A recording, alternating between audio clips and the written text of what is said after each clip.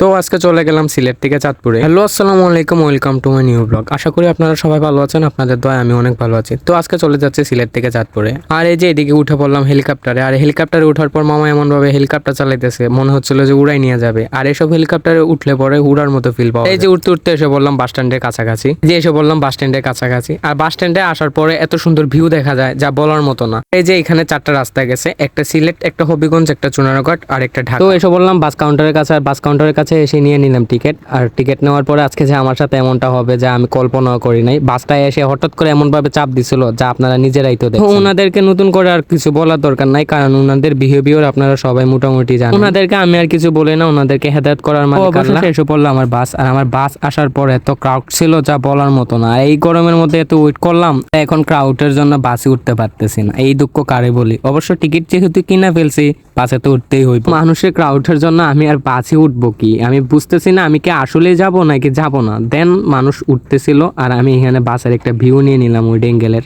আর এই যে তো অবশেষে উঠে পড়লাম বাসে। আর বাসে ওঠার পর অবস্থা একদম বেহাল। তো অবশেষে মামা বাস ছাড়লো। আর আমার মনে হয়েছিল না যে মামা এবছর বাস ছাড়বে। দেন এই যে প্রাকৃতিক ভিউ দেখতে দেখতে চলে গেলাম। আর ভিউটা এত সুন্দর ছিল যা বলার মতো না। গ্রামীণ ভিউ অবশ্য সব সময় সুন্দর থাকে। আর এই যে ঝিলের কাছে এসে বললাম ব্রাহ্মণবাড়িয়া বিশ্ব রুট। আর এখানে আসার পর আমাদের বাসটা 20 মিনিট বিরতি দিয়ে নেমে বললাম ফ্রেশ হওয়ার জন্য। আর আমি অবশ্য কোথাও জার্নি করলে কখনো কোনো কিছু ভারী কোনো খাবার খাই না, অবশ্য যত পাতলা খাবার খাওয়া মোস্ট অফ দ্য টাইম আমি ড্রিঙ্কস জাতীয় কোনো কিছু ট্রাই করি। দেন চলে গেলাম লেবুর শরবত খাইতে। আর লেবুর শরবত খাওয়ার পরে এই গরমের মধ্যে এত একটা প্রশস্তি দিছে যা বলার মতো না। দেন অলওয়েজ আমি এই লেবুর শরবতটাকে লাইক করি, কারণ এই গরমের মধ্যে হোক বা যে কোনো সময় হোক লেবুর শরবতটা খাওয়ার পর অনেক উপকার আছে। দেন এসে বললাম আমার লেবুর শরবত। আর লেবুর শরবত খাওয়ার পর এত একটা শান্তি লাগছে যা বলার মতো। মেবি আমি অনেক বেশি সুন্দর হয়ে গেছি, যার ফলে মানুষ আমি বাইরে বার হলে এইভাবে তাকাই থাকে, যা আমি আগে জানতাম না। দেন এই যে নিয়ে নিলাম আমার ফেভারিট একটা ড্রিঙ্ক, প্রাণ লিচু ড্রিঙ্ক, অলওয়েজ আমার ফেভারিট এটা। অবশেষে আমাদের 20 মিনিট বিরতি শেষ হলো। আর এখন আমাদের বাসে উঠার পালা। দেন দিয়ে দিলাম একটা ঘুম। আর ঘুম থেকে উঠে দেখি যে আমি কুমিল্লা ক্যান্টনমেন্ট এসে পড়ছি। উঠে বললাম মাইক্রোতে। আর মাইক্রোতে উঠতে উঠতে চলে যাচ্ছিলাম কুমিল্লা বিশ্ব রুটের দিকে।